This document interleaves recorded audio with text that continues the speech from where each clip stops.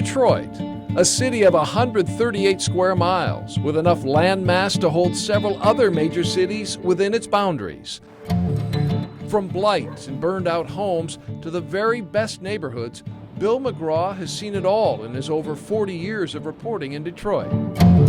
In 2007, McGraw traveled every street in Detroit for a Detroit Free Press series entitled Driving Detroit. Now, 6 years later, McGraw runs the website Deadline Detroit, and he agreed to ride with us, revisiting some of those streets. We started from downtown, near his office in the CompuWare building, and headed west on Michigan Avenue.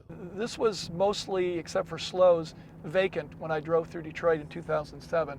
And now every single space is got something in it and something vibrant. And there we go with the symbol of Detroit's decline, the train station. And we continued further west on Michigan, crossing over the freeway. We're in an area that unfortunately looks like the rest of Michigan Avenue for the next 2 or 3 miles until you get past Livernois. Strip clubs are one business that hasn't gone away on Michigan Avenue. There's 4 or 5 between Dearborn and downtown. This is an area that has improved since 2007. Again, the further west you get past Livernois, the more development there has been. Despite the fact that there is some commercial activity and traffic and people, there's a lot of poverty in this neighborhood, just like there's a lot of poverty in a lot of Detroit neighborhoods.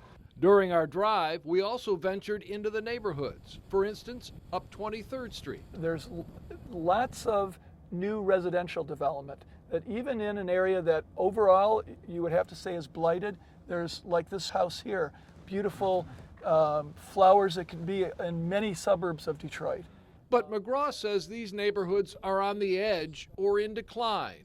Elmer Street certainly fits into that category. This is a neighborhood that's really fighting for survival. This is a bit extreme because 4 or 5 houses burnt here in a very spectacular fire that, as you can see, it singed the siding on the houses across the street.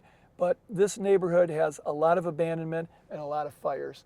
And that's what I mean by it's really struggling. There's some streets that are very together, but overall, this neighborhood has really gone downhill since 2007.